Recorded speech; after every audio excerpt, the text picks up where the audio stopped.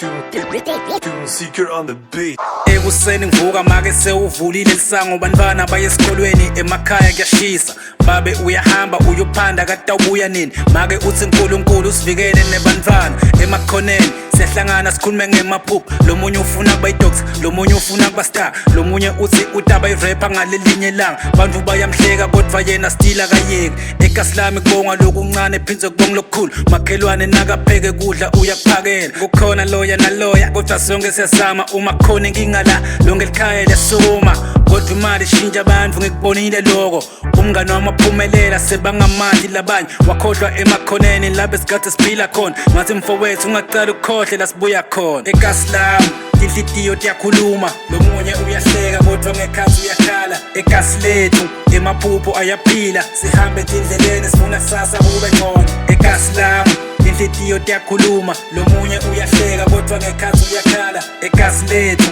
emaphupho ayaphila sihambe endleleni sifuna sasa kube ngcono ngabona ukawa tsanza intombi ngenhlitiyo yonke beka nganayo nemali wanikela ngelitsandvo intombi yathi imali akuyona yonke into kodwa ngekuhamba kwesikhathi ukawa wamshiya yathi intombatana seyifuna wemoto nemali wasala yedwa untanga wafunza ngelitsandvo kanzi lomunye umngane wakhe wathi ungaphele amandla sebenzisa buhlungu bakho wakhe likusasa ukawa wamba ibhuku nelipeni wabhala ngelikasi ebusuku uyabhala emini uhambe emaseshini bantu bebathi uyaphupha kasoze waphumelela kodwa yena wathi mdali wasathi isifiso sami kancane kancane ingoma yakhe baqala bayithanza abantu basekasi baqala kuyicula emakhoneni lo wake wahleka waqala kubonakala story sakhe saphenduka sifundwa kubantu basekasi nami ungangikhoboza ungibuke la ngikhona khona buka la ngiyakhona ungabuke la ngikhona khona mina ngivela phasi kodwa ngibheke etolo uma ngiwa ngiyasukuma angihlali phasi ngoba likasi lisifundisa ukuthi la akukholula